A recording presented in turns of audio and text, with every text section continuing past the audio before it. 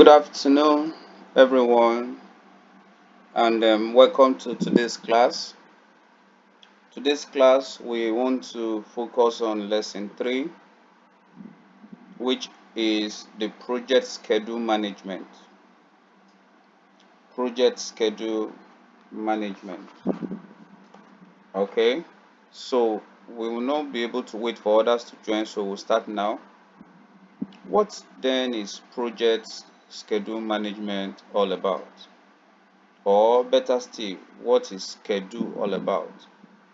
So when we talk about schedule in this context, we're actually referring to what time or timeline. Time or timeline. Remember I had mentioned that in the previous edition it was referred to as time management. But in this edition currently is now referred to as schedule management. So we're going to look at that and we'll take it gradually. So, in schedule management, let's look at what we're expected to know.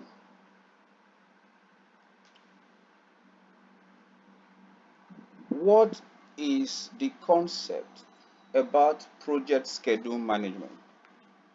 The first thing I would like you to know that in real life projects, schedule or better still, unrealistic schedule is the fault of the project manager. So one of the key responsibility of a project manager is to see if the needed end date for a project can be met and to create options to make it happen. Okay, that is very key and I will need you to take note of that. So, what is the concept of project schedule management? Or better still, the summary of project schedule management is simply that aspect of your project that deals with you, the project manager, finding or getting to know what are we going to do and getting to know in what order are we going to do what we need to do, and also getting to know when should we do those things. You see those three questions, that is the summary of project schedule management. And the first question is the question of defining activities, while the second question is the question of sequencing the activities, and while the third question is the question of development and control of those activities. So that is why I said that the summary of project schedule management is actually that aspect of your project as regard to the scheduling of your project that deals with defining the definitions of the activities. What are we going to do? And the sequencing of the activities. In what logical order are we going to perform this task? And the development and control of those activities. When are we going to perform these tasks? That is very important for us to know. Now, knowing that, what do we mean by the word defining activity? I would just like you to note it somewhere. Activity in this context that we are referring to is a particular piece of work scheduled for the project. Or better still, we can say activity can also be referred to as task. Can also be referred to as task. So the particular piece of work that needs to be done is what we refer to as what? Activity or task. So when it comes to scheduling a project or managing the scheduling of your project, it is actually that aspect of your project where you begin to look at how you are going to manage the completion of your project at the set time or following the agreed timeline to complete your project. And the project management activities that we must do to achieve our schedule management are what we have listed out on the screen. So you can see the plan schedule management, which is done under the process group of planning, define activities, which is done under the process group of planning, sequence activity, which is done under the process group of planning, estimate activity duration, which is done under the process group of planning, develop schedule, which is done under the process group of planning, and control schedule, which is done under the process group of monitoring and controlling. So which means under planning, you are going to carry out 5 basic project management activities. Okay? And if you can remember from our last class, I told you that in the practical term, when we are planning for schedule or plan schedule management, I told you that the physical activities that needs to be done are all those other activities under the plan schedule management. So which means, for instance, which means if we talk about plan schedule management right now, as you can see on the screen, we are saying that define activity, we are saying that define activity, we are saying that define activity is what we should do, sequence the activity is what we should do, estimate activity duration is what we should do, develop the schedule is what we should do, controlling the schedule is what we should do. So everything put together is what forms this plan schedule management in practical terms. Do you get that, please? Hello, are you with me? Do you get that? Yes, I do. All right. So which means when we now say, okay, we want to plan schedule management is actually that aspect of the project where you, the project manager, brings together, hello, hear the word, brings together all your team members to come together to establish the policies, the procedures, and documentations that needs to be followed in planning, developing, managing, and executing everything that has to do with your schedule. That is the concept of plan schedule. And what becomes the output of this process is to have a documented schedule management plan that everybody on the team or that we join later will have to follow through to achieve the schedule for the project. So that is why you can see on the screen that the schedule management plan becomes the guidance. It provides guidance and direction on how the project schedule will be managed throughout the project. But you must know that it is under the plan schedule management that will be determined. Okay, so what do we want to achieve? We want to achieve the schedule management plan. What are the possible way we can achieve that? You can see the techniques that can be used. Expert judgment. And expert judgment simply means, oh, you can make reference to somebody you know who has the plan or who has worked on something similar to get guidance or to seek opinion, expert opinion. Or you have a meeting, just like as I mentioned earlier, you can bring everybody together and say, you know what, this is what we want to do. Let's plan for the schedule of this project. And you look at every activity that needs to be done to achieve that particular project. It becomes what? Schedule management plan. All right. So this is the explanation for schedule management plan. Now, like I mentioned, in our schedule management plan, it Defined activities becomes a subset of your schedule management plan. The schedule management plan becomes the guiding document, but defined activity is now what? A subset of the schedule management plan. What then is defined activity? What do we mean when we say defined activity? Please, I would like you to note that when we look at the concept of defined activity, we are simply saying that, okay, yes, let me bring you to, you can still remember when we spoke about WBS, and I told you that WBS is that tool that helps you in such a way that it makes your work easy. Now, and we took time to talk about foundation, a building project, and we lay emphasis on foundation.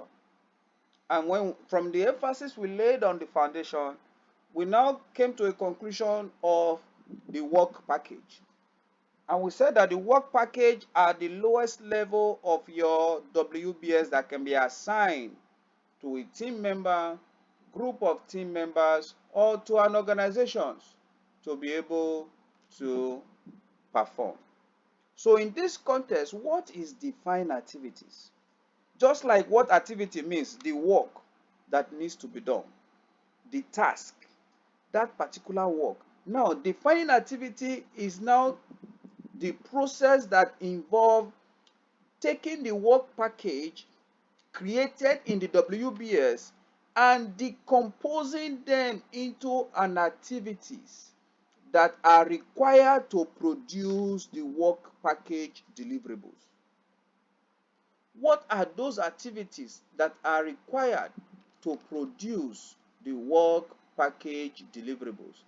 That automatically is what we refer to as what?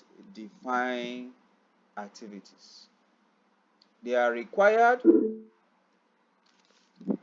They are required. Yes, go on. You have a question.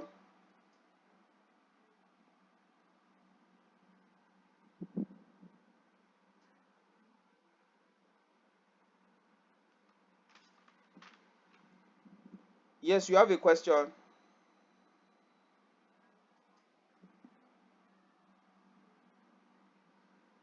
Yes, I said go on. Godwin, can you go on? You raised your hand. Hello, Godwin, are you there?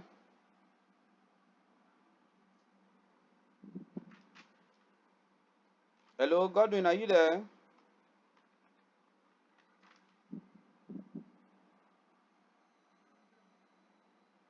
All right. So that is the meaning of what define activities.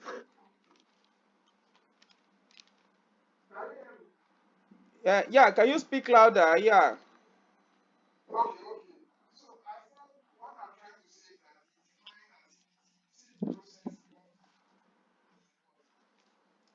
The process involved in taking the work package created in the WBS and decomposing them into an activity that is required to produce that work package. Example, we define some work package for foundation, and we said that some of the work package for foundations are: number one, we are going to clear the land. Number two, after we have cleared the land, we are going to map we're going to do mapping, land mapping. After land mapping, the next thing we're going to do digging. After digging of the land, we're going to do blending. Then after blending, we'll set block. So all these becomes a work package. All right. Now, what are the activities, the task? Yes, you want to ask question?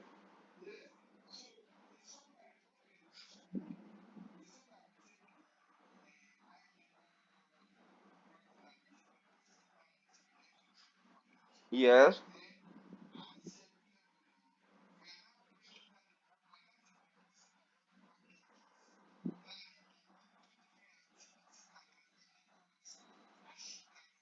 Exactly. Exactly. I hope that is clear for everyone. We got that clearly. So Mr. Berry, did you get that? Hello, Wale. What about you? Did you get that, please? Do you understand that? Okay. So let me just complete that explanation. So let's say, for instance, now we have been able to do that decomposition of the work package, and in that decomposition, we currently have number one, the land that needs to be cleared. Then after the land has been cleared, the next one is mapping the land. Then after mapping of the land, you now have digging. After digging, you now have blending. After blending, you now have other. Now the question is, okay, what are the series of activities? Now, clearing the land. What do we have to do to clear the land? Do you understand that? Those are the series. That's what we mean by series of activities. So you begin to ask yourself, what do we have to do to actually clear the land? Some will can say, okay, we need to get bulldozer. Who is going to get the bulldozer? Oh, or maybe we need to rent or hire a bulldozer. Who is going to rent or hire the bulldozer? That's one. Okay, we need to clear or we need to uproot the stump or all those roots or whatever or the trees. So all those series of activities that needs to be done that entails having the land cleared is what we refers to as what? Defining activities. So also in the case of mapping, who is going to map the land? So if we have agreed that we are going to map the land, then how do we map the land? What materials do we need? Are we going to use rope? Are we going to use, like some people, they do pegging? So all these are defined. So all those little tasks that you need to do after decomposing the work package now to achieve those work package of clearing the land, mapping the land, digging the land is what we refer to as what? Defining activities. And the reason why you are defining these activities is so that it can become the basis for estimation, so that it can become the basis of actually knowing the number of hours or days it will take to complete it, so that it can actually give you the basis for you to know the resources you need to actually do it. So if we go back to clearing the land, for example, as a work package, and we have said that number one thing we need to do to clear the land, we are going to uproot storm. We're going to fill in, maybe the ground is not level, we need to level it. We need to do other things to make the land more okay. There are even some organizations that even do land testing. They test the soil to see the capacity of structure you can put there. Am I right, Godwin? Yeah, yeah, they do that so that you can see the soil if it is capable. So that is part of the activities of clearing the land. So now you cannot tell, okay, if we are going to use bulldozer to uproot storm, who is going to do it? When are we going to do it? How many days will it take? What resources do we need to uproot the storm? Now, part of clearing the land is bush, the burning of the grass you are going to clear. Who is going to burn it? All those little things that involve preparing the land is what we refer to as what? Defined activities. So you can see that defined activities want to look like WBS also. All right. But it's actually WBS for a work package. I hope I'm not confusing anybody. So that is what? Defined activities. All right. For the purpose of for clarity and understanding, just note this. If the team is decomposing work into a work package, then we are creating WBS. If the team is decomposing a work package into an activity to produce that work package, then the team is carrying out defined activities. Then the team is doing what? Carrying out what? Defined activities. Now, I said that if the team is decomposing project work into work package, then the team is creating WBS. If the team are decomposing work packages into the activities required to produce those work packages, then they are defining activities. Is that clear? All right. But please, I need you to also note that I kept mentioning the team. So which means the process of defining work package is not the project manager's job alone. Remember, the project manager facilitates.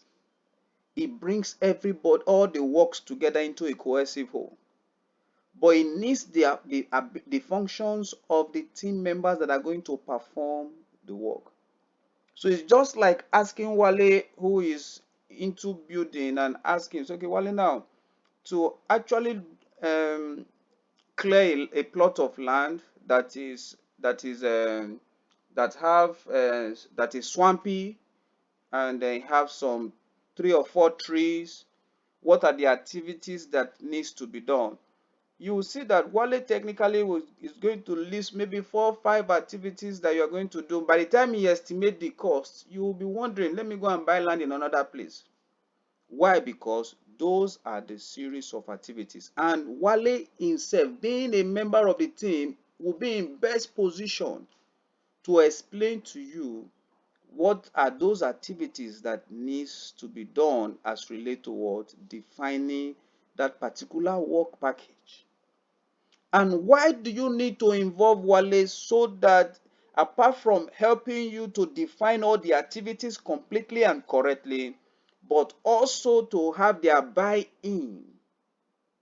You see those two purposes? Apart from bringing Wale to help you to define the activities completely and correctly, but also to get their buy-in. All right, so they are ready to give you all the support you need because they are the one that determine that particular series of activities. And take note, the only occasion probably that you may not need the team member when it comes to defining activity is probably when you have an OPA of what needs to be done, or it is one of those tasks.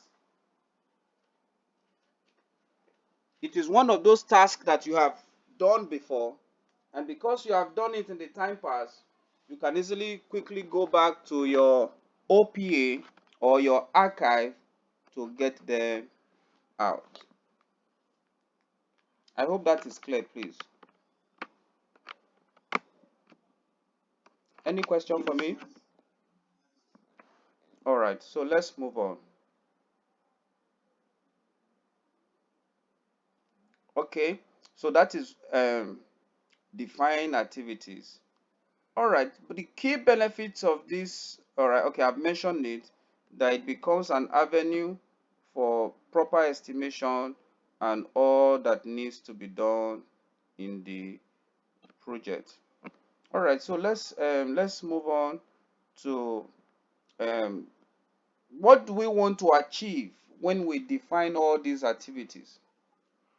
Okay, please take note. What we want to achieve when we define the activities is actually to create an activity list. Okay, is actually to do what? Create an activity list. What is an activity list? As you can see on the screen, activity list in this context now simply mean a compilation of all the activities that have been defined from the various work package. Put together forms what? The activity list. And also you also have activity attributes, a little explanation regarding those activities that you have defined. Then you can also see a milestone list. A milestone, okay, let me ask, Wale, what will you say a milestone is? What is a milestone from experience?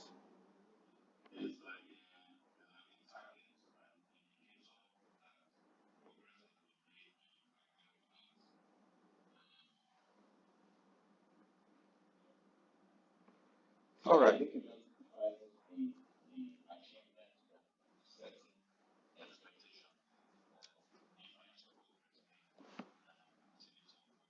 All right.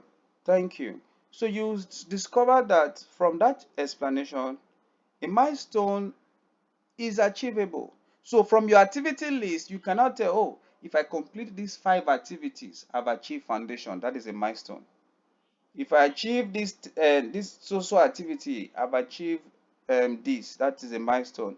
So a milestone technically becomes um, those significant events within your project schedule, those significant events that you as the project manager must take note of within your project schedule. But take note, a milestone does not have it does not have duration. There's no duration for what? A milestone. All right? Please, I would like you to take note of that. There is no duration for a milestone. All right? So the under tools and technique, you can see decomposing is the major tool for defining activity. What is an activity? Represent the amount of effort needed to complete a work package. All those little tasks that needs to be done to complete a work package is referred to as what? Activities. All right. Now, there's also another technique that can be used when it comes to defining activities, which is also very important. We should know is what we refer to as rolling wave planning. Yes, let's ask Lola. Lola, what will you say rolling wave planning is from experience?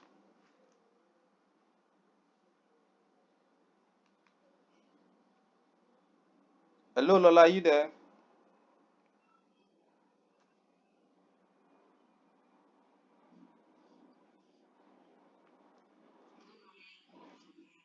Good morning.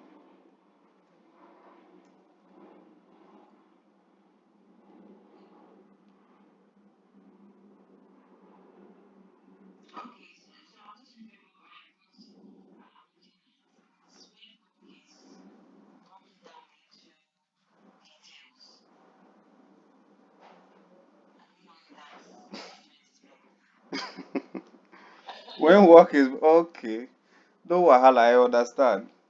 All right, all right. When we use the word rolling wave planning, just like you have series of activities which you have lined up, the concept of rolling wave planning is actually embedded in the concept of progressive elaboration. All right, but what makes it totally stand out is the fact that you pay more attention to the current task in details and worry less about the next task. Did you get that? Although you have a full plan, all right, but rolling wave planning is saying that is that concept you use when you are defining your activities. I don't need to sit down and define all the activities from beginning to the end and plan all. Let me define all the activities that pertains to clearing, that pertains to pertains to clearing of the land, making the land okay for proper mapping. All right. So that automatically becomes a progressive move. So which means the team can sit down and actually plan for that particular activity that they are currently working on and worry less on the next activities that they need to do. And Godwin, can you mute? Godwin, can you mute? That is exactly what rolling wave planning concept. So the concept of rolling wave planning is that concept whereby you plan in details to accomplish the task you are currently going to work on and worry less on the next task that is in the future. That is what rolling wave planning. And this planning works well when you are likely to perform your task in phases. All right. You need to do things in phases, then it works super well. Then you can see what I mean by activity list. You can see a list of all the activities that needs to be done to accomplish first floor block walling. All right, so you see all the activities that needs to be done to achieve that. That is what we refer to as what activity list, as I've explained. Then we've explained what a milestone is. We've explained what a milestone is. Yes, go on, Godwin, your question.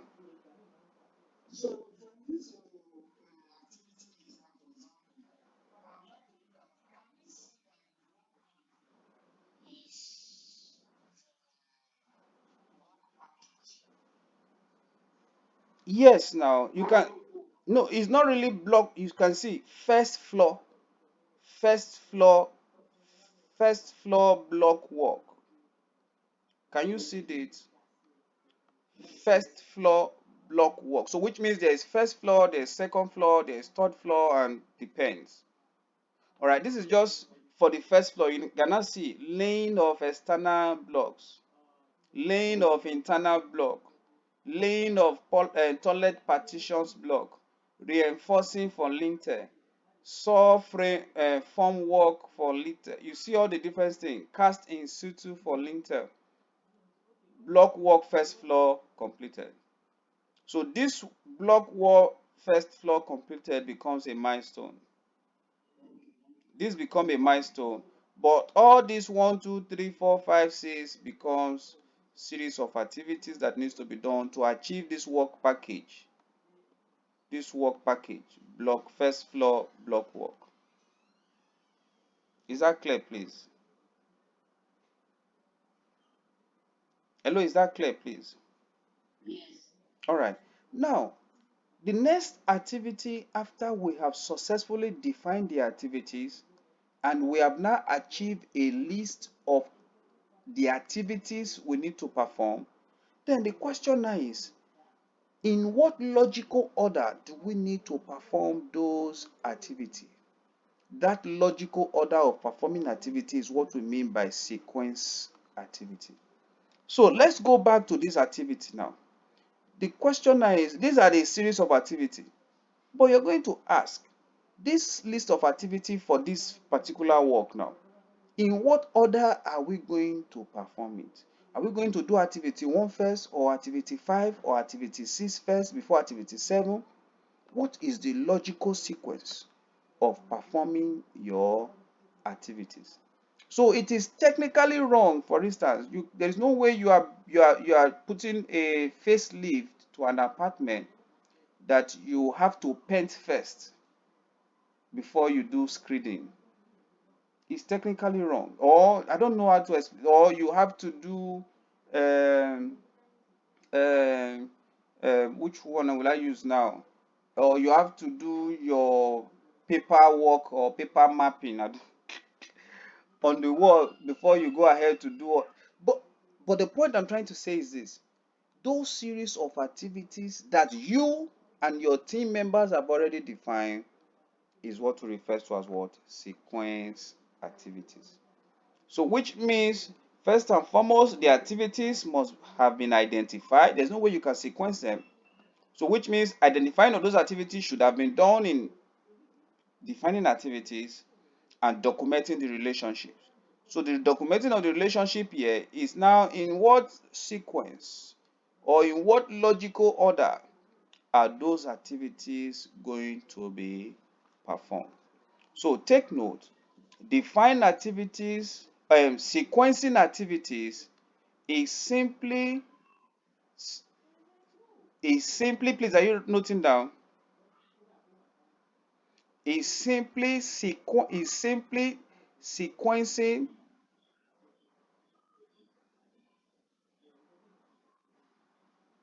the list of activity in the logical order in which the work will be performed.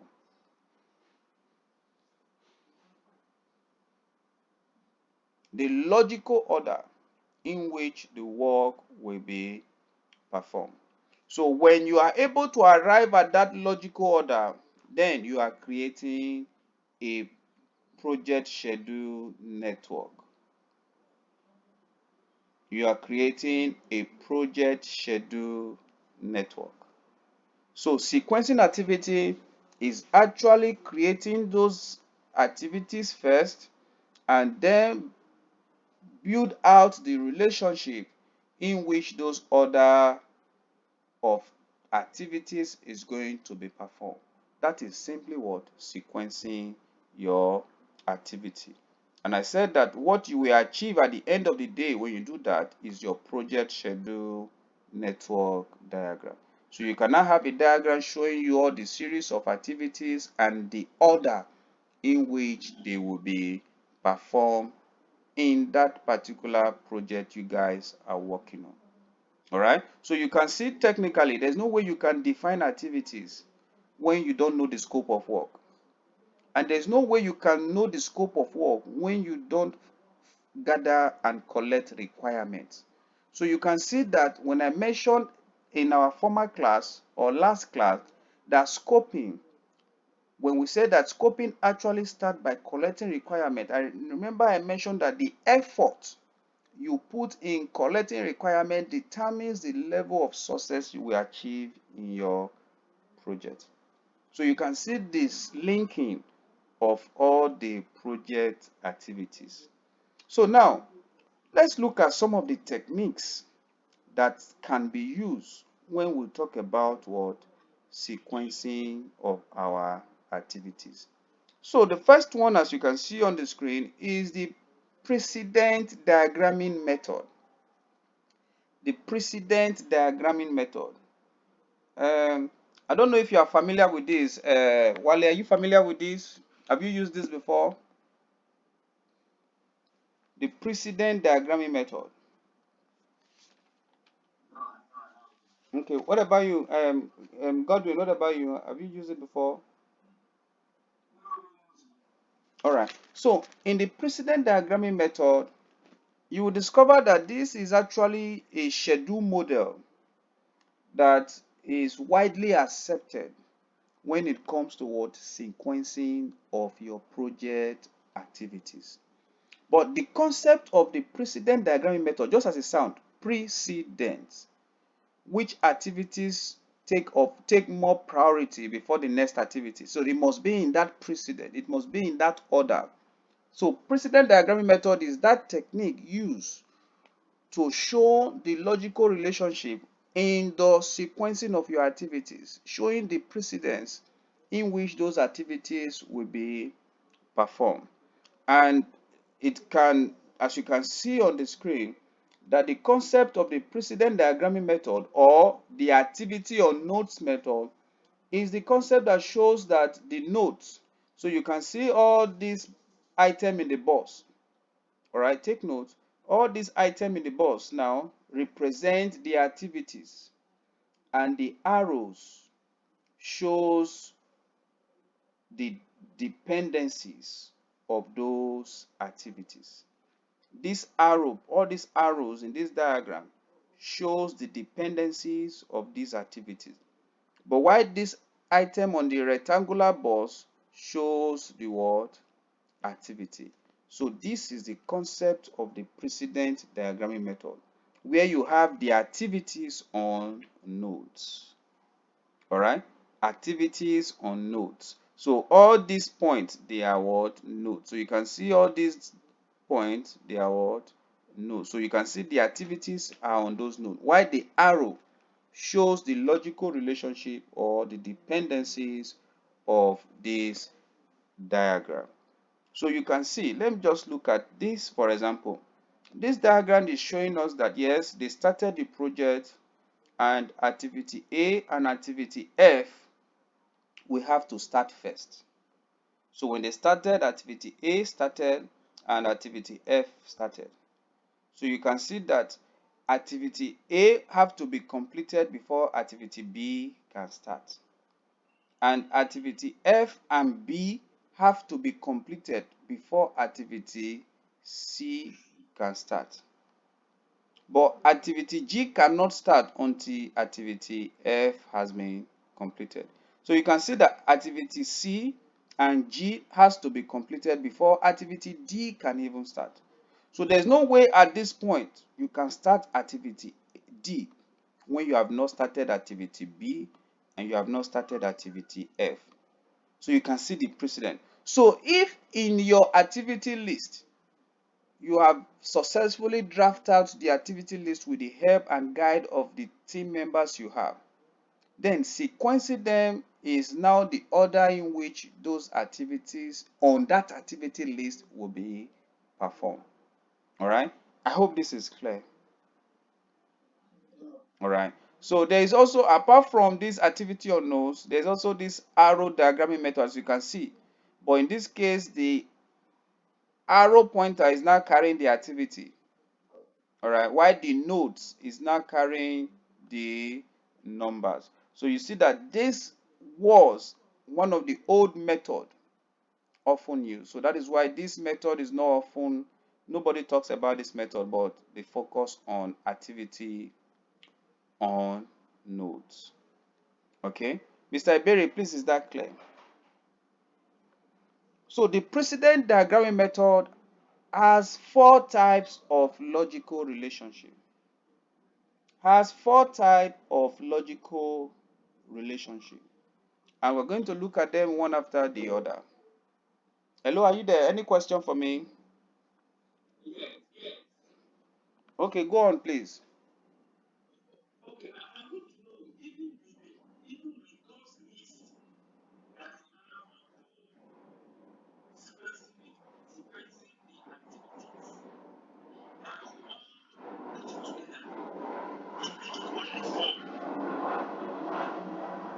I don't understand, please.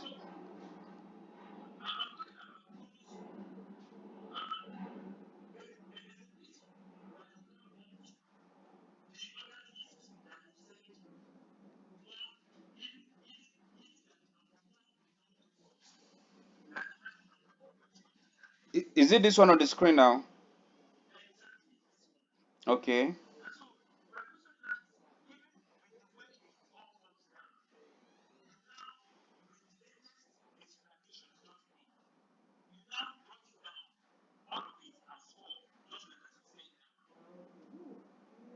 No, no, no. It don't.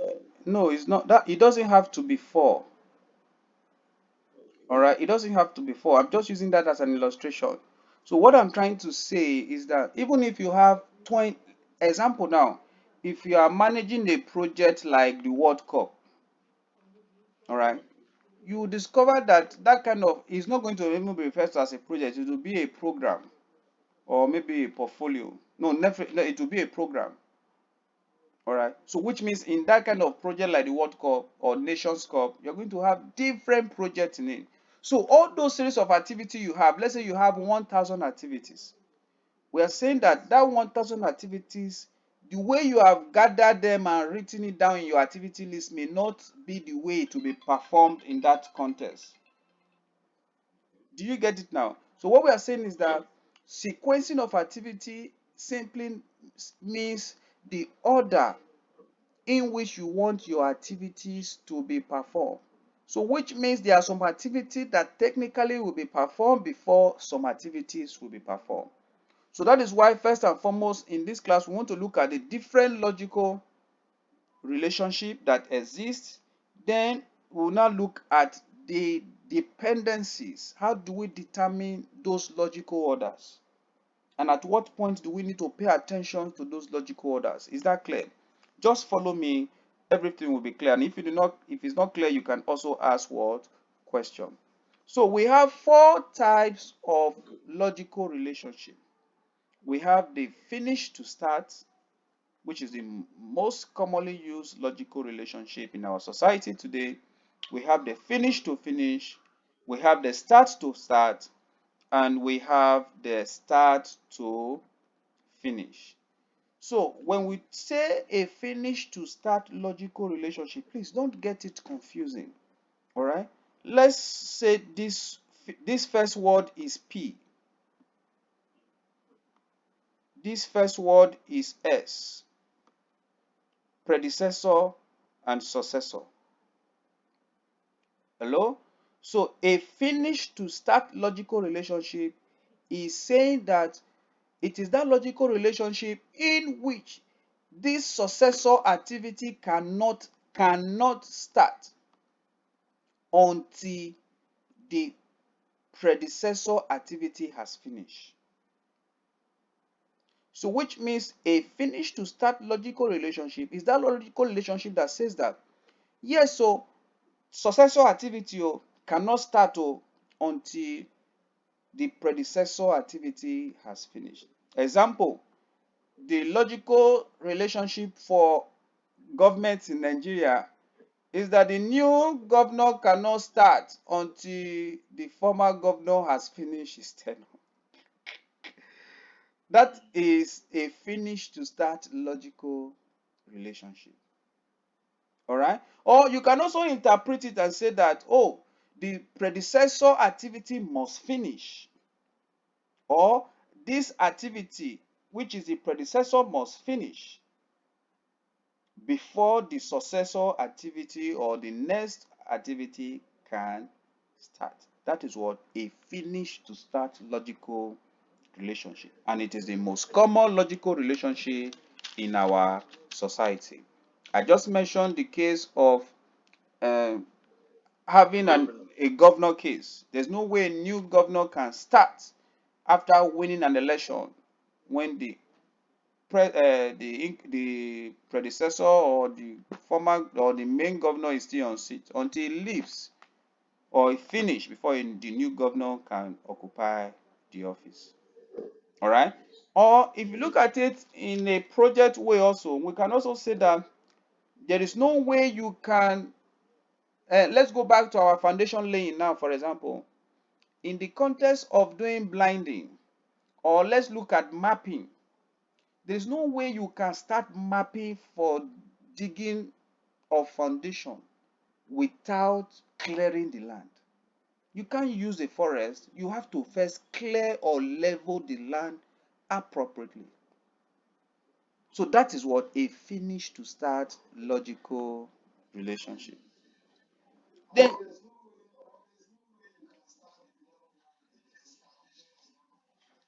exactly.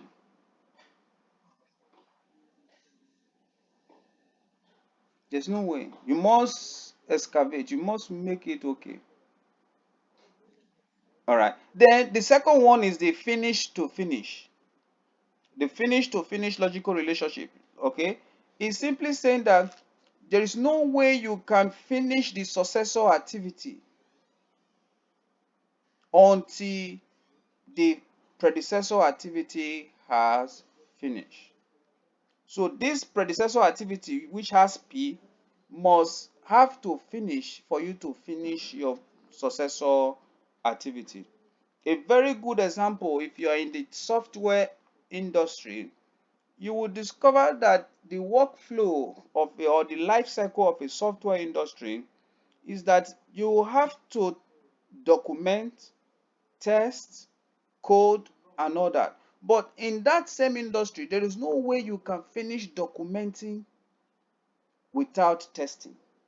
So you must finish testing before you can say, I have finished documenting. So finishing your testing of your project before you can now say, yes, I can finish now my documentation. All right. So a finish to finish is what a logical relationship in which the successor activity, which is this one S, cannot finish until the predecessor activity P has finished. Or in the other way around, we can also say that the predecessor activity must finish before the successor activity can finish.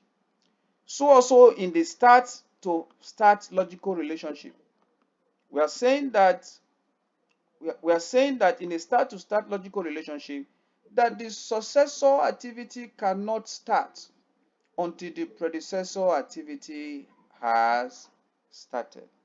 Or if you rearrange it, you can say, oh, the predecessor activity must start for this successor activity to start. All right. So, which means a good example of such is that you must start designing before you can start coding. There's no way you can start coding first before you go and start designing. So, those two activities are done simultaneously by different individuals, but you must start designing to start coding. That is what a start to start finish um, logical relationship. There are also some instances in some work where you must have a start to start. All right. Which other example now can we use? Let's say in the construction industry, there are several other activities that you have to start. The predecessor must start before the successor can start. I'm trying to think of a practical example that I've come across in the construction industry. Godwin, can you help us?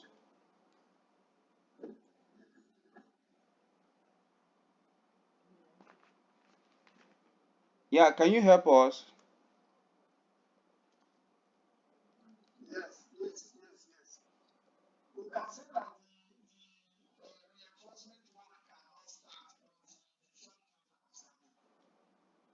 Exactly. Yeah, that makes sense. That makes sense. You see, that makes sense. All right. Lola, what about you in your feed? Start to start. Is there any example you can think of? Hello, Lola, you there in your field?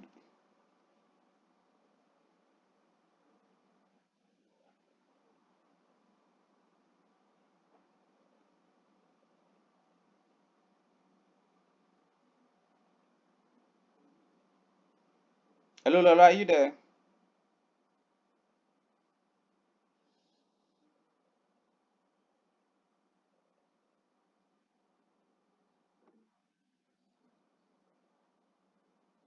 Yes, any question? Go on, please.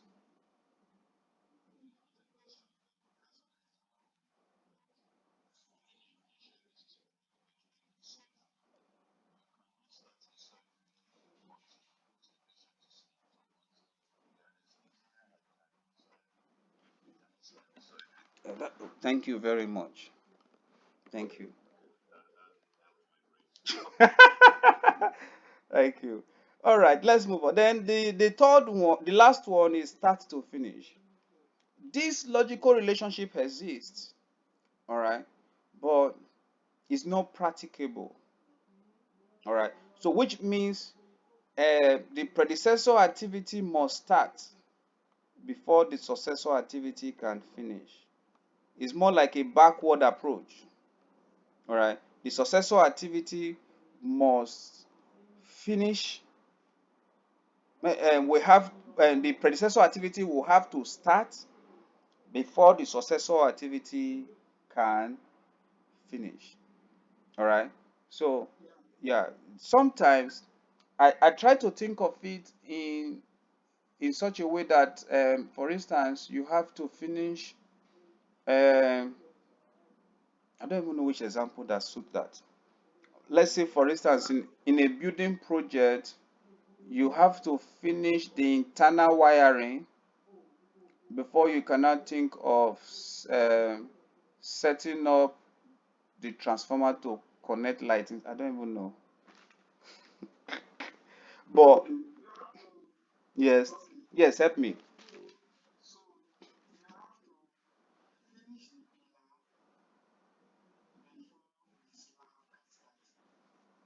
No, that that is a the start to finish relationship.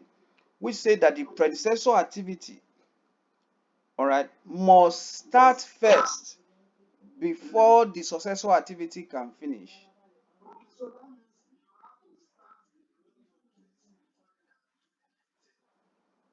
Eh, that no, no, that one is a finish to start. That one falls under finish to start. Yes, because if you look at it, it's more like you are saying that you've already finished a successor, then you're not going back now to now go and start a predecessor. How do you do that in a project? All right. So most times it's not realistic, but for the purpose of exam, it exists.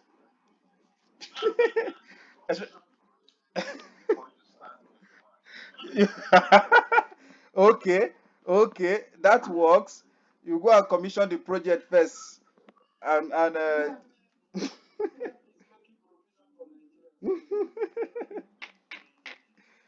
all right. So for the purpose of exam, that exists. Just for you to know that we have four logical relationship. All right.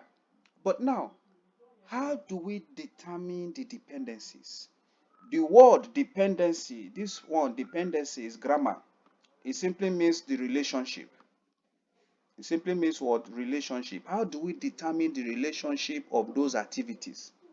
How do we come to a conclusion that an activity first, the predecessor activity will have to finish? And how do we determine that predecessor activity that must finish before a successor activity can start? That is the dependency determination. So dependency determination help us to explain the basis of our establishing of that logical relationship between two tasks. How did I, as the project manager, came to that conclusion? And what are the things I considered to achieve that conclusion that, oh, let's do clearing first before we do mapping, or let's excavate before we do um, concrete. How do I come to that logical relationship? Is what we refer to as dependency determination. And we have four categories of dependency determination. The first one is called the mandatory dependency, which is also referred to as hard logic. The second one is referred to as discretionary dependency, which is referred to as soft logic or preferential. And we have the internal dependency and external dependency. Now let's pick them one after the other. The mandatory dependency is that dependency that the project manager consider, or it is that relationship that the project manager consider based on contractual requirement or the inherent nature of the work. Plenty grammar. Based, based. Don't worry, I will break it down. What the mandatory dependency means is saying that this particular nature of work demand that it is done that way, or because the organization that gives you that project demanded it in a contract that you must follow that procedure. We refer to it as what? Mandatory dependency. So a mandatory dependency is that dependency that is totally dependent on the nature of work that needs to be done, or because it is required by contract. Example, in a building project, for example, it is required by nature of the project that there's no how you want to start um, foundation. There's no way you can talk about foundation without um, digging and pouring of concrete. Why? Because it is. Or better still, there's no way you can talk about roofing a building without starting from the foundation. Why? Because that is inherent in the nature of that work. There's no way the guys constructing flyover can start flying over construction without consideration to setting up the pillars. Why? Because it is in the nature of that kind of work. Or sometimes, if it is not in a construction industry, but sometimes because it is required by contract. Why? Because it was stated in the contract. The organization wants you to follow the contract. That is what mandatory dependency. Discretionary dependency is that dependency that is simply based on best practices, which means we have two, three, four ways of doing it, but we prefer this particular way suit us, or this is the particular way we like our task or work to be done. It becomes discretionary. Not because that is the only way, but because there are several other ways. But that organization prefer a particular way among the best practices. It becomes what? Discretionary.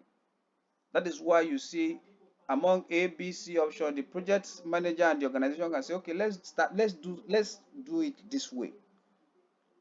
And we are still going to get the same result. It becomes what? Discretionary. Is not lying on the organization or the project manager. Then internal dependency. It is that dependency or that relationship that gives consideration to the internal team members that you are working with. You now discover that, oh, Wale wedding will be next month, for example. Wale will be organizing his wedding for next month. So most likely he is going to take a month leave before the wedding, and he will also have to rest after the wedding for honeymoon, so it's likely going to take a month plus. So you now consider that, okay, the task that Wale will have to perform that period, let it be that we are not shutting down, so let's move so tasks to that period so that Godwin will be working that period while Wale is on leave. What have you done? You have you have made up that dependencies because of your team member Wale, who is currently going to have a wedding and go for honeymoon. So you can see that you can decide to manage your task or your sequence of your tasks based on internal dependencies. Oh, the person that will perform this task is going to come, is going to resume, or is coming from America by so time, or maybe one or two things internally. You decide to allow that sequencing based on the fact that your team member who is performing that task is not available. That is what internal dependency consideration. External dependency consideration is that dependency consideration that you give to the fact that there's going to be an external input from outside your project team to the project activities. So you are sequencing your activity. Now, okay, it will take 3 months for we to get land development permit. Okay, since it will take 3 months to get land development permit, we cannot just wait for that 3 months. So what are we going to do within that 3 months? You now discover that you schedule different activity based on that external dependency consideration. I hope this is clear.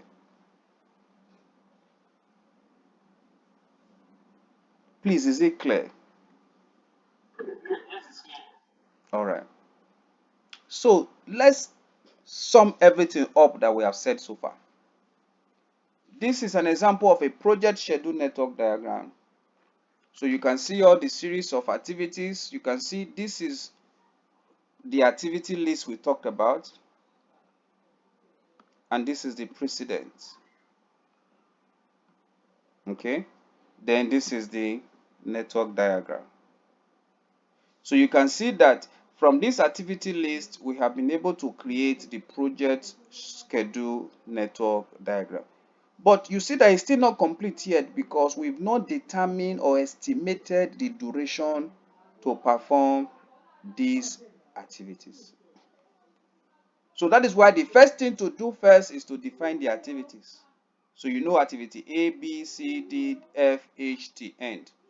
Then you now put them in a precedent. So from this diagram, okay, for the purpose of understanding, Lola, are you there? All right, please take us through this network diagram. Can you explain this network diagram for us? Take us through these activities.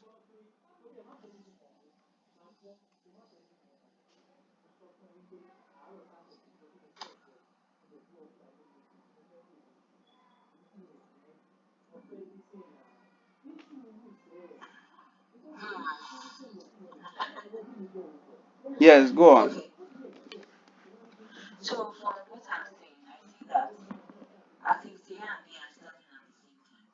Okay.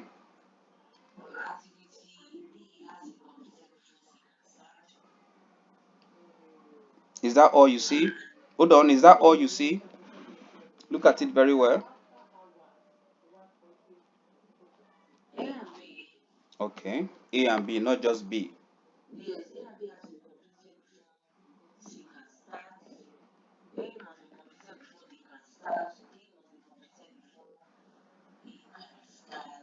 Are you sure? Are you sure? Look at it very well.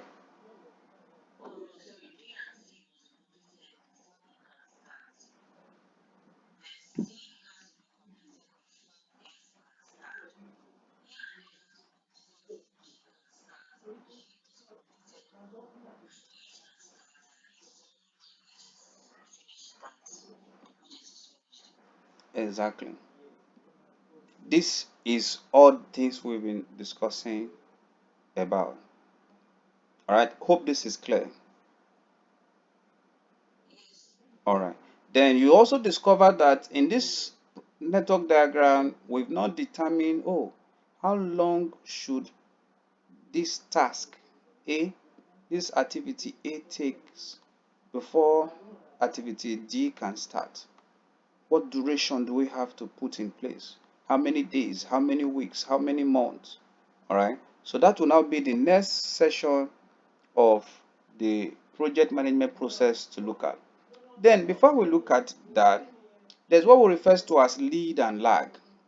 Yes, Wale, what is the difference between lead and lag?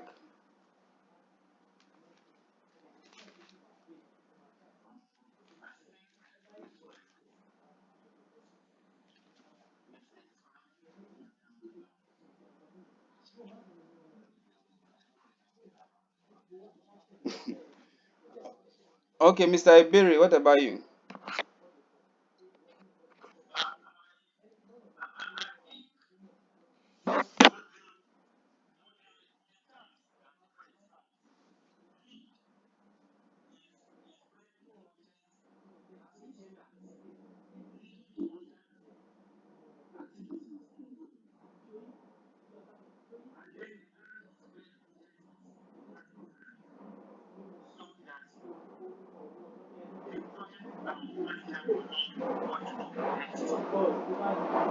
Thank you very much.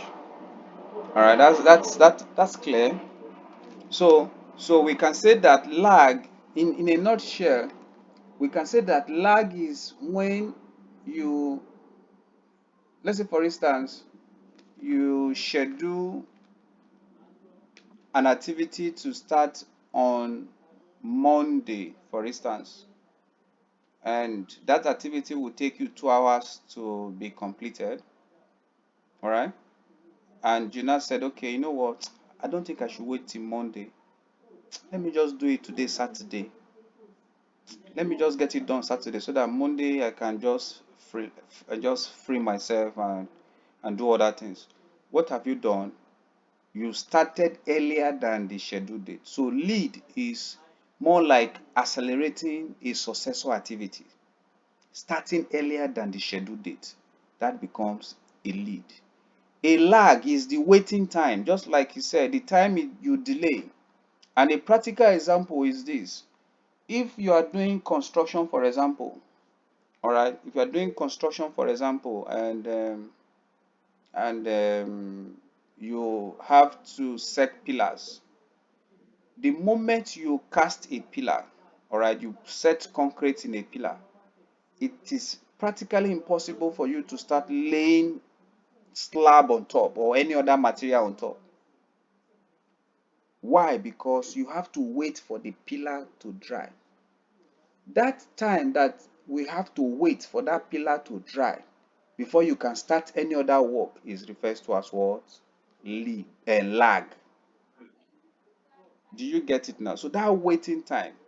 Oh, you are giving your room, your apartment a facelift, and you painted the apartment, and there are other things you need to do after painting. So you now say, okay, we finish painting, then you now have to wait for 2 3 days so that the order of the paint and everything can minimize before you do any other activity in that place. That waiting time before the next activity take place is what we refer to as what? Lag. Hope that is clear. Now, let's now go to the fourth process, which is what? Estimate activity duration. Just like I showed you in this process, that we have a network diagram, but we don't know the duration of activity A, we don't know the duration of activity B, we don't know the duration of activity C. How long should activity C wait before A and B is completed? So we must be able to determine that. So estimate activity duration in a simple English is estimating how much time each activity will take. So estimating activity duration, just as it sounds, estimate activity duration. That is to say the amount of time an activity will take to be completed. All right. So that is why this lengthy grammar on the screen is the process of estimating the work number of estimating the number of work periods needed to complete individual activities. So which means each of those activities you must also determine the duration or the amount of time it will take to complete each of those activities. And who does that estimation? Is it the project manager? Godwin, is it the project manager that does the estimation?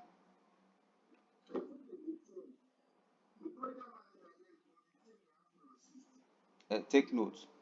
It's the estimator should be those who will be doing the work. Hello, take note of that statement. The estimation will be who? Those who will be what? Doing the work or performing the work. So that those are the estimators. So it is better to make sure that the person actually going to perform the work is part of the person or who is estimating for you that, oh, this, how many minutes will it take to clear this place? Oh, this apartment, for example, how many minutes will it take you to paint this one room? You can use that. Okay, if it will take you 10 minutes, 1 hour, 2 hours to paint a room, so in 5 hours, in 10 hours, you can paint 3 rooms. All right, and you calculate maybe some breaks in between. You have done what you can now. You are now able to come up with a proper estimation for the amount of time it will take to what paint a room. All right. So estimate activity duration is what actually that process where you actually calculate or find out how much time it will take to complete each of those activities. All right. That is what the estimate activity duration. Now, let's look at some of the techniques. All right. Okay, what do we want to achieve? At the end of that estimation, you're going to have activity duration what? Estimates. So each of those activities, you're going to have an estimate for each of them. Then what is the basis of estimate? The basis of estimate simply means how you arrive at that calculation.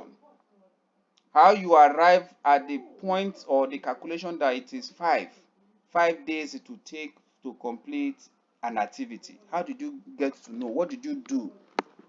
How did you arrive at that figure that it will take you 2 days or 3 days to paint the apartment in the house? Just like as I mentioned, the basis of estimate will now be that okay, it takes me 2 hours to complete a room, and therefore if we are painting 5 rooms, it's going to take me 10 hours. So that becomes the basis of estimation of having 10 hours to complete painting. So if I wrote that it will take us 10 hours to finish painting, how did I arrive at that 10 hours? Is now what the basis of estimation. All those things are just plenty grammar that they are speaking.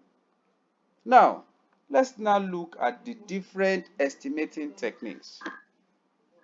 What are the different estimating techniques we can use as a project managers? We have about four estimating techniques, but for the purpose of this class, we're going to consider them step by step. All right. Take note. This same estimating technique for schedule is the same estimating techniques for cost and is the same estimating technique for resources. So it's the same estimating technique strategy. So the first one is what? Analogous estimation. Yes, Godwin, what is analogous estimation in your own term?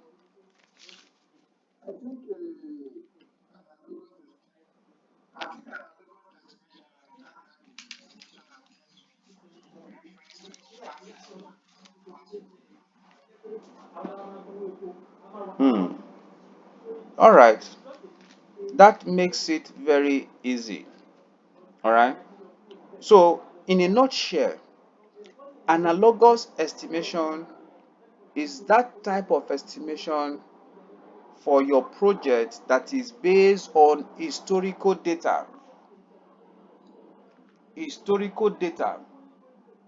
or expert judgment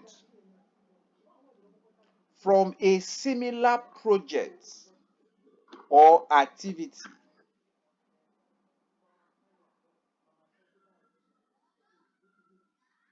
based on historical data or expert judgment from a similar project or activities to predict the future estimation. That is simply what analogous estimation. Just as he said, for instance, you did a facelift apartment before. So from that project you did before, you know what it cost you to pay the staff, the people you brought on board to work with you. You know how much it cost you to purchase the paint. You know how much it cost you to do screening. You know how much it cost you to do the tiling. For example, you know how much it costs you to do other necessary fittings. Then analogous estimation is saying that because it's a past project you have done and it is similar, take note, that is the key word, it is similar to the current project you are working on, then you can lift the figures. That becomes what? Analogous estimation. It could be in terms of activity or in terms of what? The project as a whole. Then also we have parametric estimation. Yes, Wale, parametric estimation. Any idea?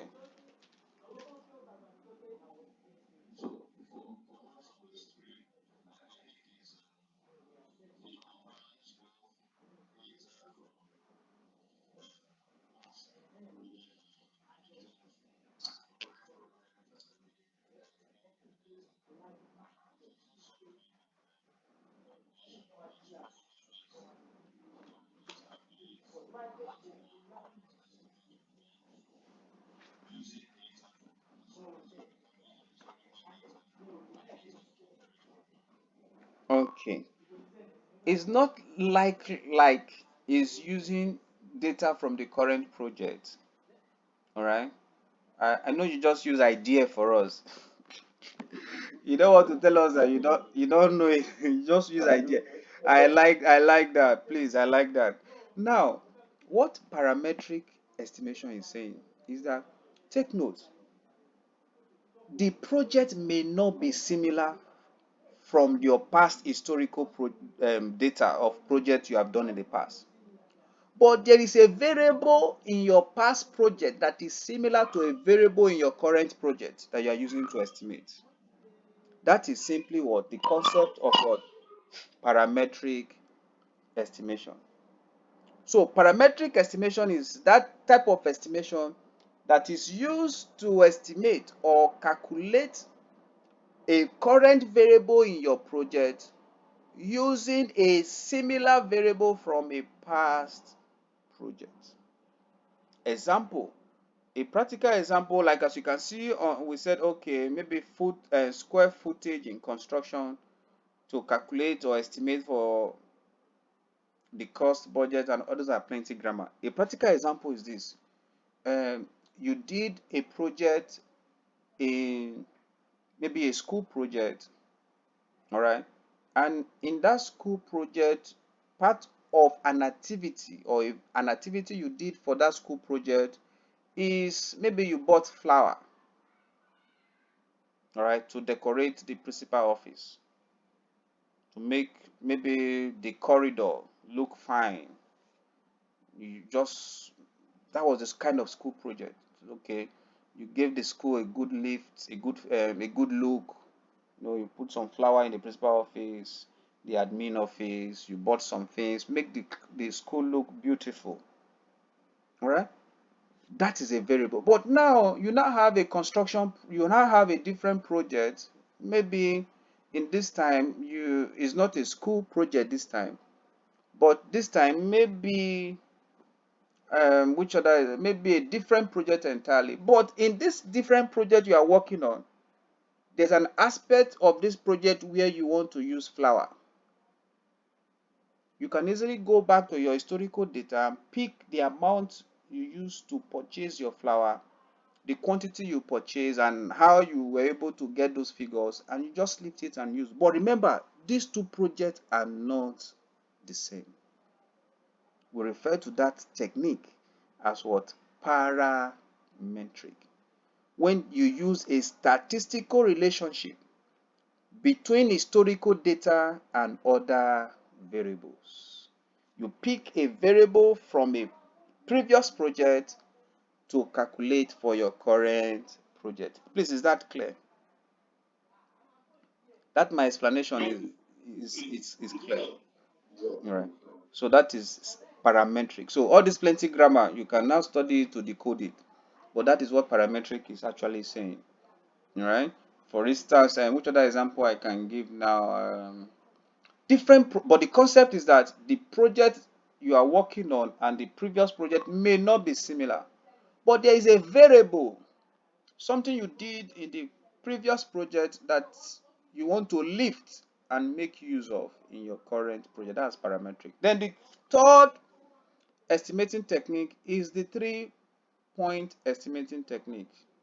And this concept of the 3 point is simple. Example, I want to find out, I'm working on a project where we have to travel from Lagos to Benin. Then I called Wale and said, oh, Wale, you've been to Benin for some time now. All right, can you tell me if the road is free, for example, how long will it take me to get to Benin? Wale said, well, if the road is free and it can take you maybe 4 hours. No, it can take you maybe 5 hours. Okay, but take note, but if you have a very sound car that have sound engine, it can take you maybe less than 4 hours, 3 hours plus. You're already in Benin with a sound car when the road is free. And I say, well, if there is little traffic there and there, stoppage, maybe it can take you 6 to 7 hours.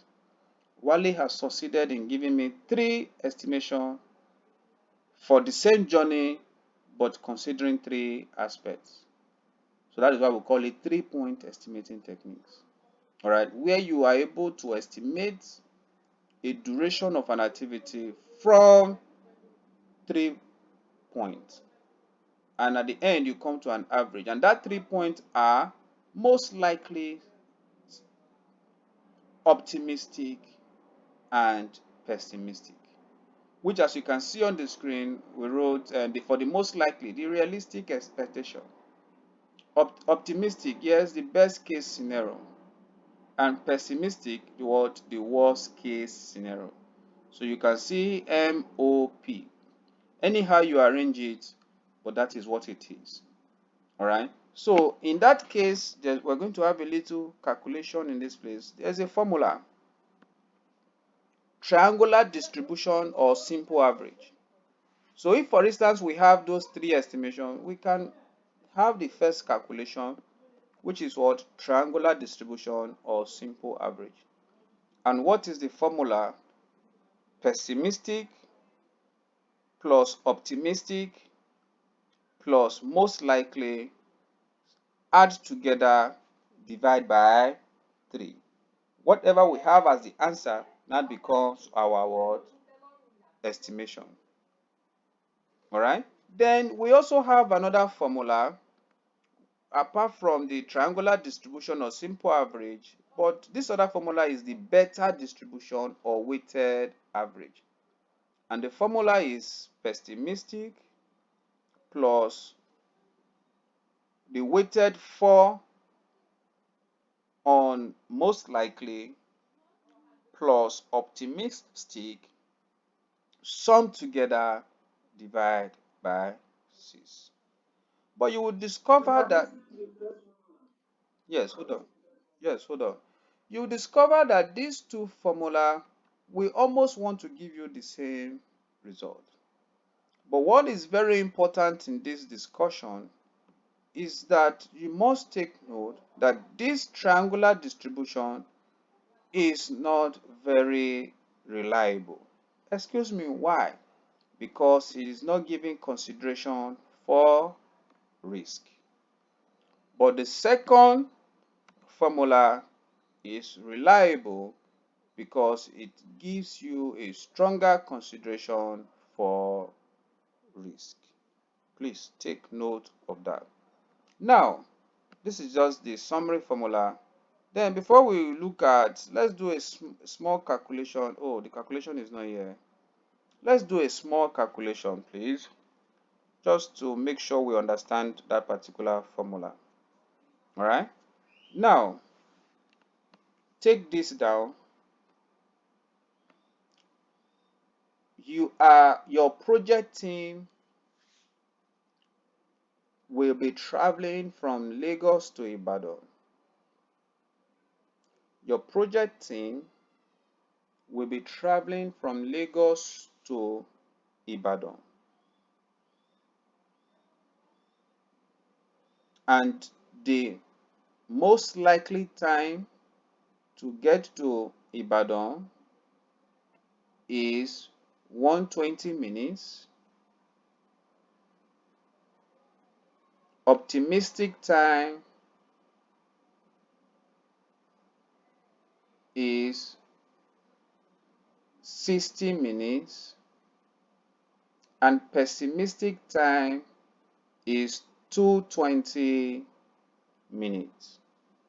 Calculate the simple average and weighted average. 2 minutes, please.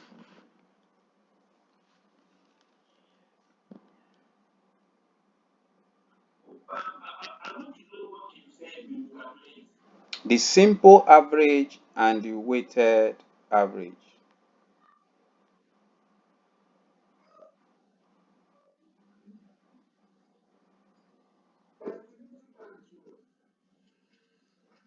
Pessimistic, I say 220 minutes.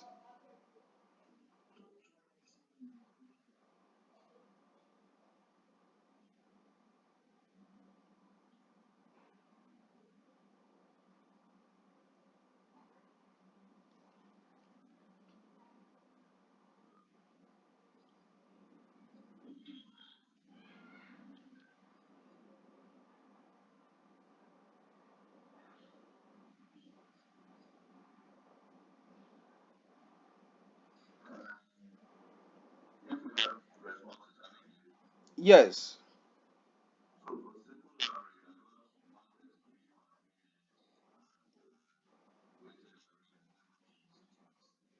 Okay.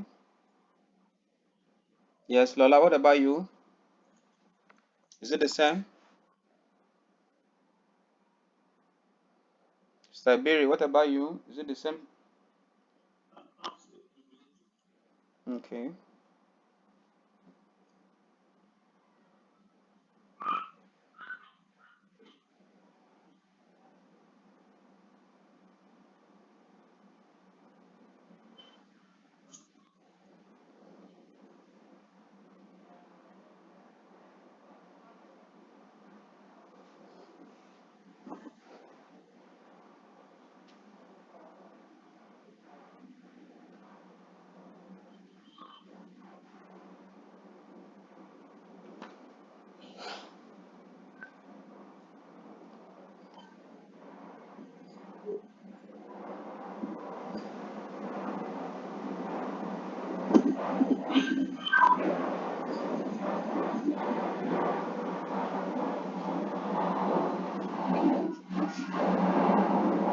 Central Bank of Nigeria. Yes, go on, please.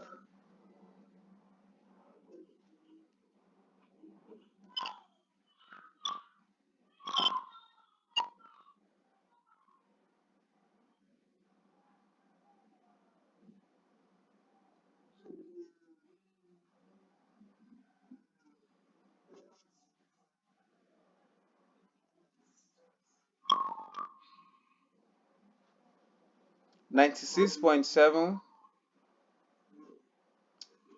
How did you get 96.7? Can you just take us through quickly?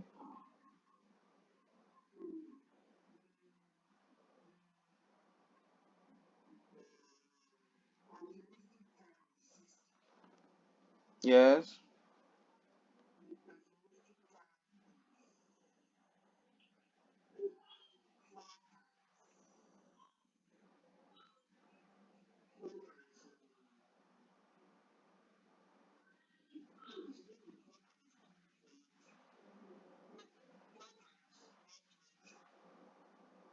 Uh-huh.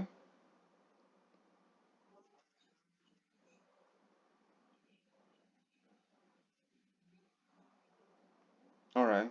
Okay. Lola, what about you? Mr. Ibere, should we go on?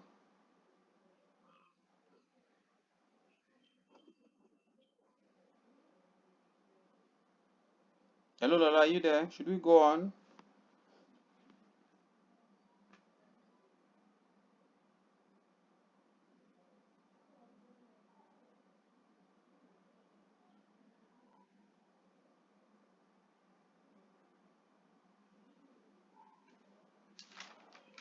All right. So I think maybe we should go on. Okay. All right. But the correct answer has been provided by Wale. All right. So Wale answer is very correct. Then I need to also bring to your notice another question, please. Take note of that. Another question, quickly. Yes, Godwin, are you saying something? Yeah. Another question, for example. All right. Let's also say this. We are still making a trip. Your team is making a trip from Lagos to Abuja. All right. And they're making a trip from Lagos to Abuja. And the pessimistic pessimistic is 240. Take note, pessimistic is 240. All right. Optimistic is 130, and most likely is 90. What would be the 3 point estimating technique?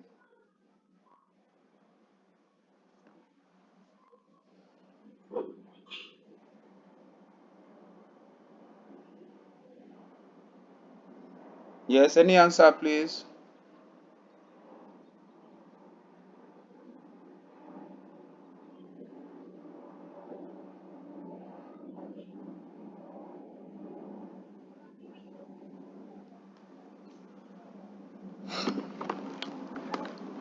Any answer, please?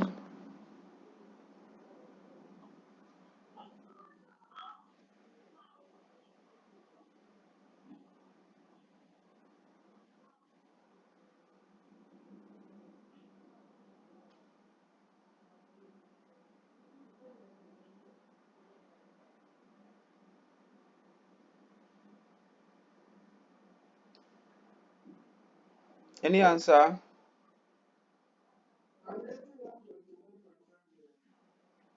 For this last question, Abi? You do. All right. You will discover that in that question, it wasn't stated which formula to use. How do you know you have to do simple average?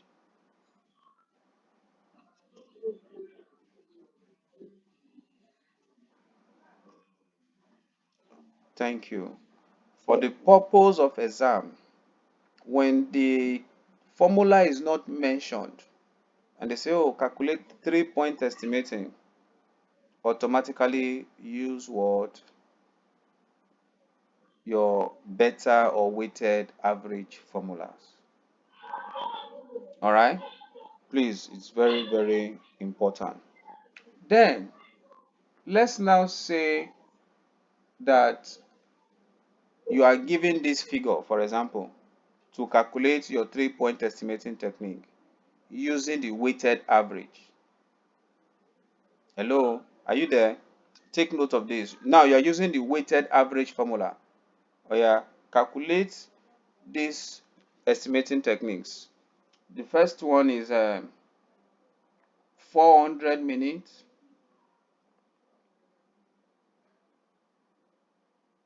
600 minutes,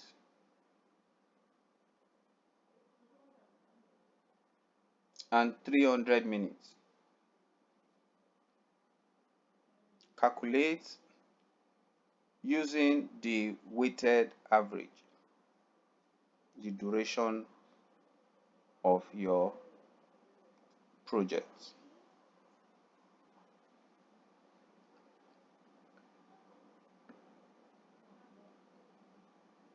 Are you there?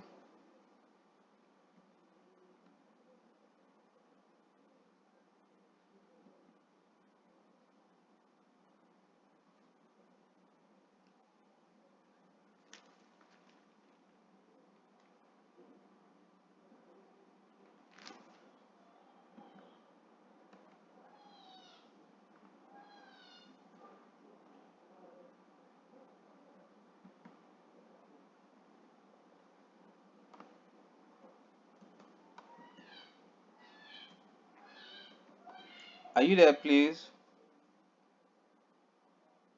I'm here, sir. Okay, so what's the answer, please? No, I didn't follow the question. Sorry, I stepped out. Somebody came to look for me.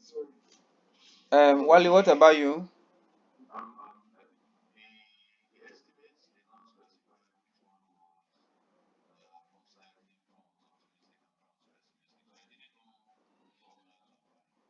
But I said use the weighted average formula. So now the question now is, in that kind of scenario, how do you now determine which one is optimistic, which one is pessimistic, which figure is most likely? Yes, Lola, can you help us out?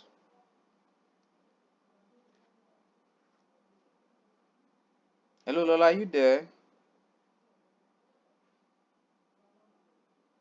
Okay, so let's move on. For you to know, hello, Mr. Iberia, are you there?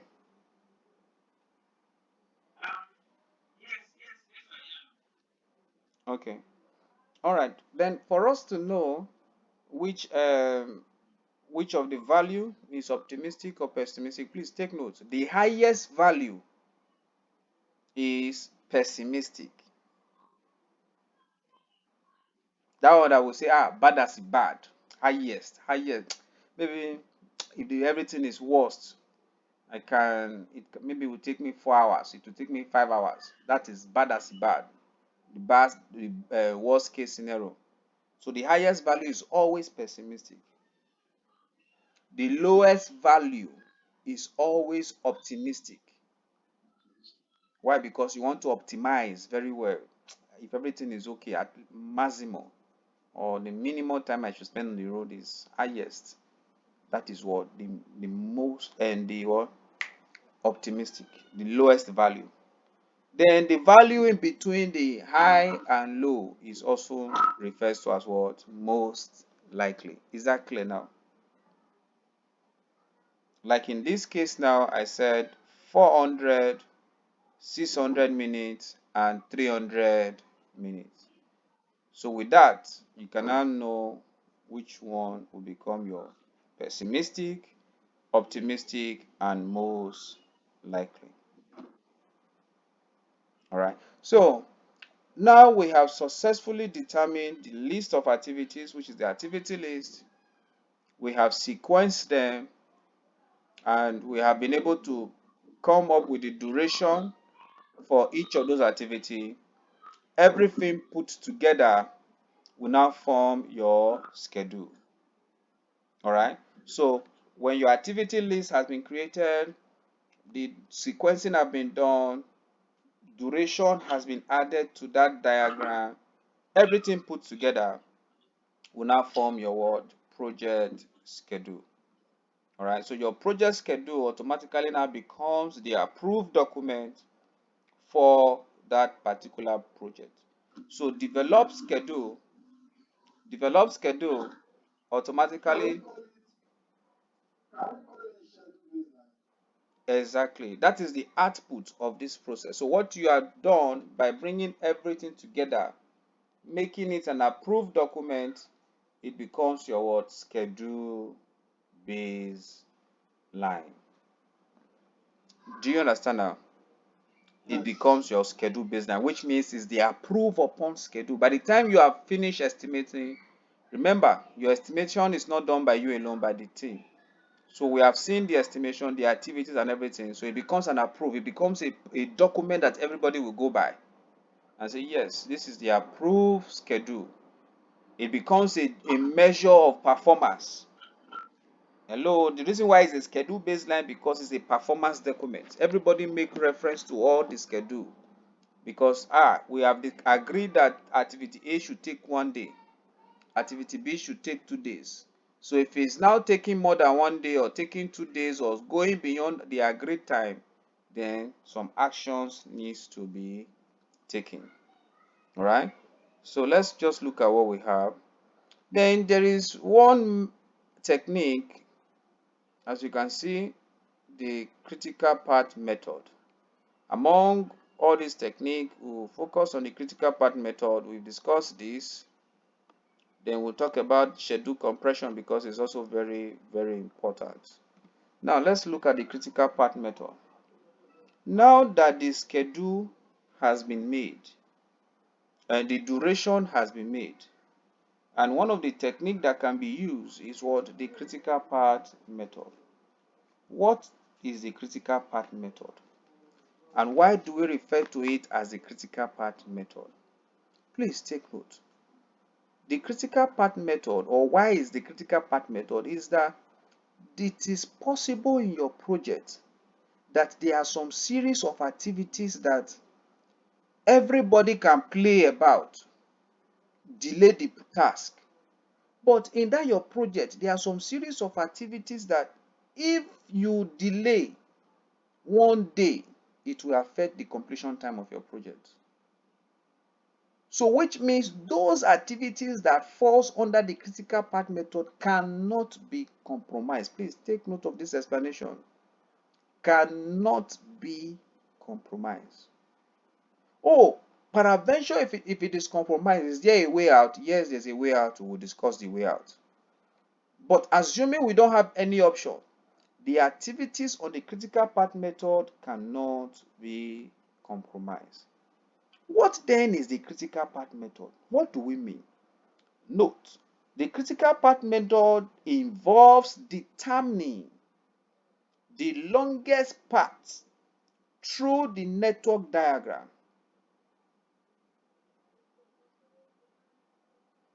The longest path through the network diagram and determine the shortest time it could take to complete a project. Hope it's not confusing.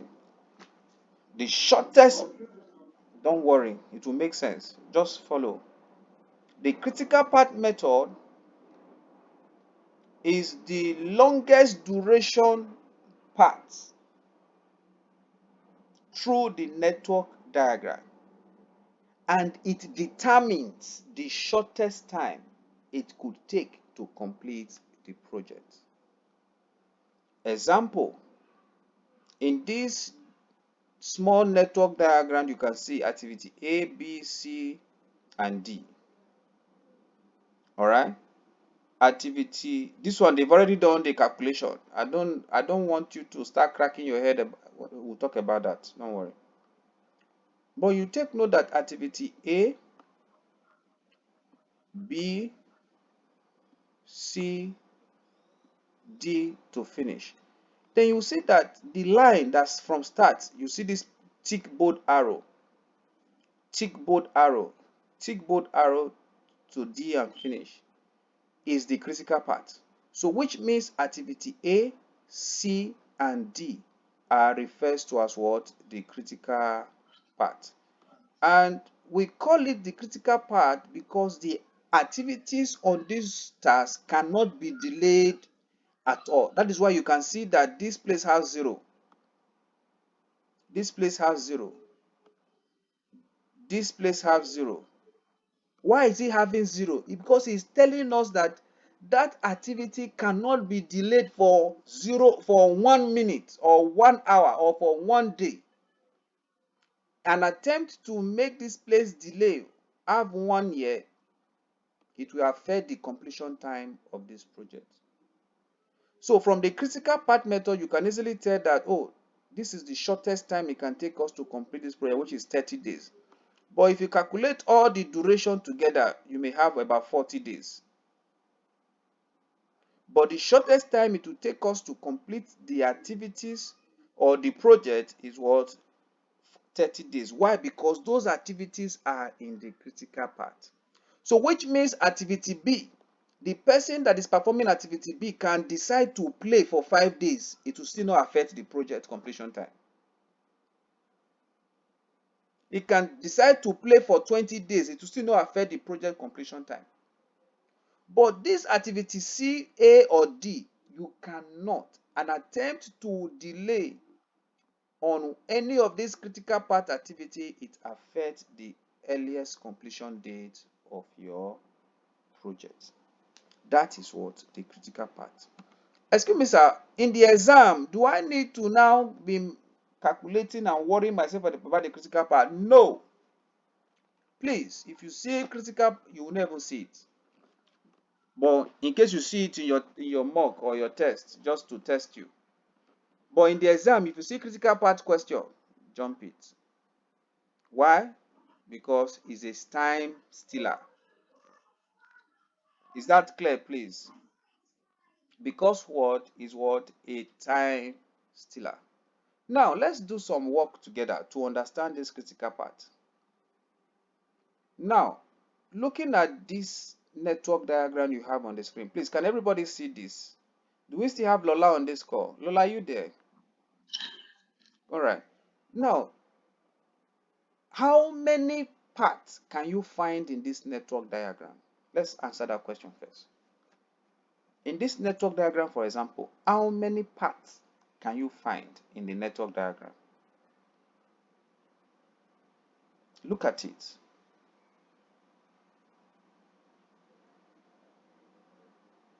How many parts? So by parts, I mean starting the project to finish. How many parts can you find? How many roads or routes you can follow? 4. Um, um, Mr. Ibere, you said how many, please? You said 10. All right. And Godwin, you said 4. All right. Lola, what about you?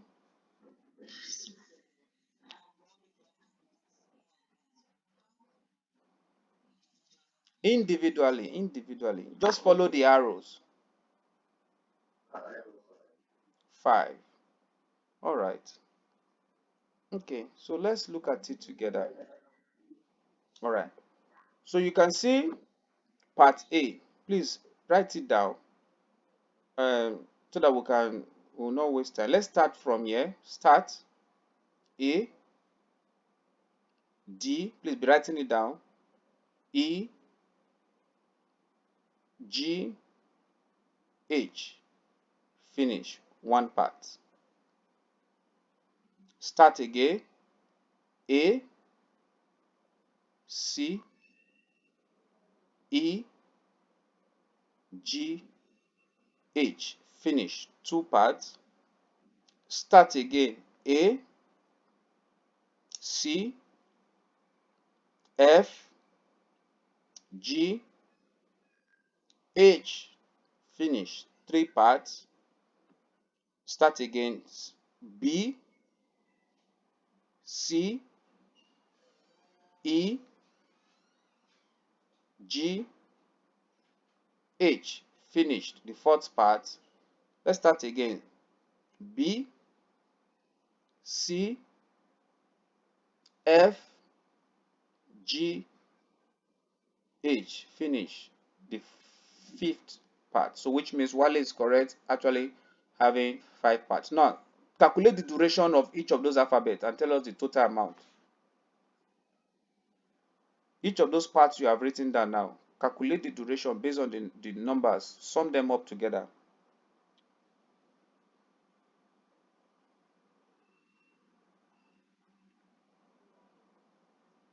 So you just mentioned part A, how many?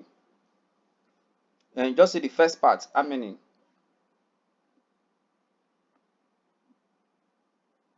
29. Okay, 29. Okay, then the second part, how many?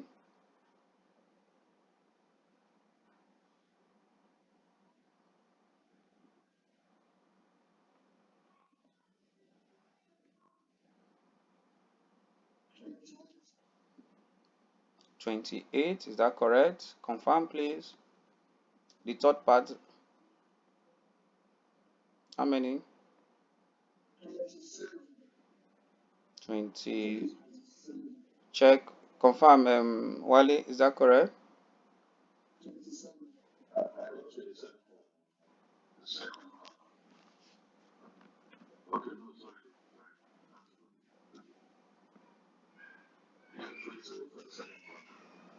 Okay, that is A, C, E. All right, so that is 9, 15 plus 12, 27. So, Godwin, please correct this. 27. All right, the third part is what? Okay, then the fourth part,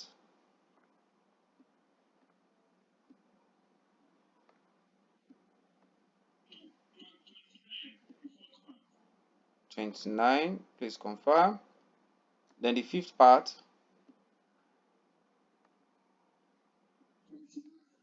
the fifth part too.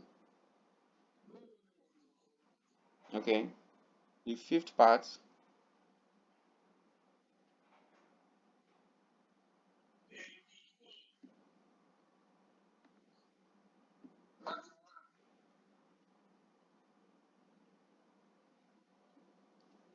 can you confirm?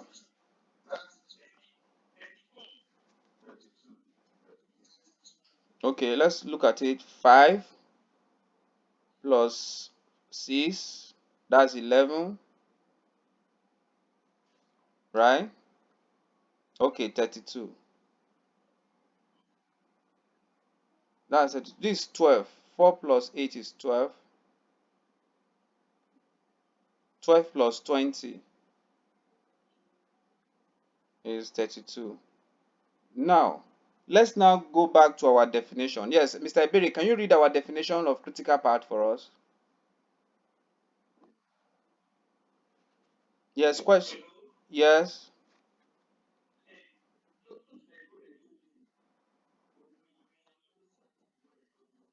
Okay, okay. Okay, okay. All right, okay. No problem. You all right, okay. Okay, so Godwin, what is the definition of critical part again? Yes, go back to the definition again.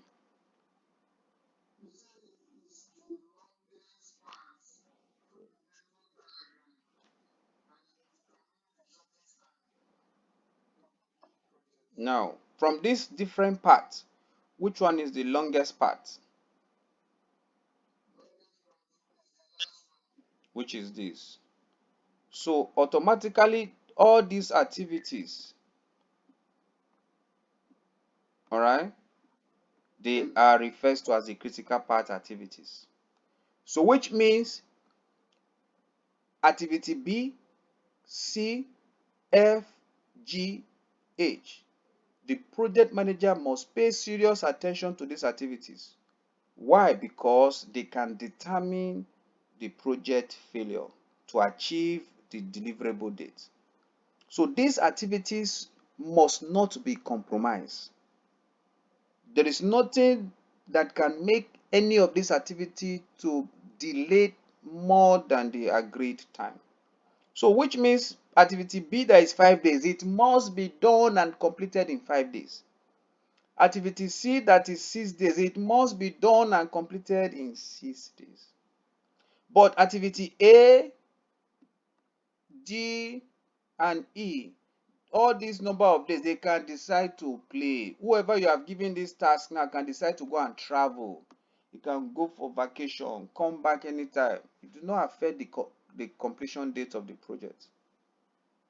So activity S, activity 5, I say activity 5, part 5 becomes the critical part. So when we say the critical part is the longest duration part through the network diagram, these activities form the critical part. And as I've said, those parts the project manager cannot delay on the activities on the critical part. Excuse me, sir. You will discover that apart from 32, we have 30. What is the essence of this 30? This 30 is refers to what? Near critical part. Excuse me, sir. What do you mean by near critical part? The part close in duration to the critical part is refers to as the near critical part. Note, the closer in length the near critical part to the critical part, the more risk the project has. Note, the closer in length the near critical part to the critical part, the more risk the project has. So which means on the activities on the critical part, the project manager must pay full attention on the activities of the critical part and the near critical part. If he neglects the activities on the near critical part, anything can turn either environmental or political or internal can turn the activities on the near critical part to become a critical part. But because the project manager is not paying attention to it, it cannot affect the entire project. Take note. Is it possible, sir, to have more than one critical part in a project? Yes, it is possible to have more than one critical part in a project. And I have also said, yes,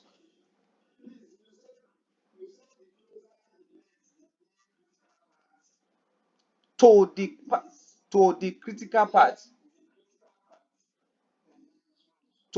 part, the more risk the project has. Hence, the project manager must focus his time and effort monitoring the activities on both the critical part and the near critical part so there is no delay on the project completion time. So there is no delay on the project completion time.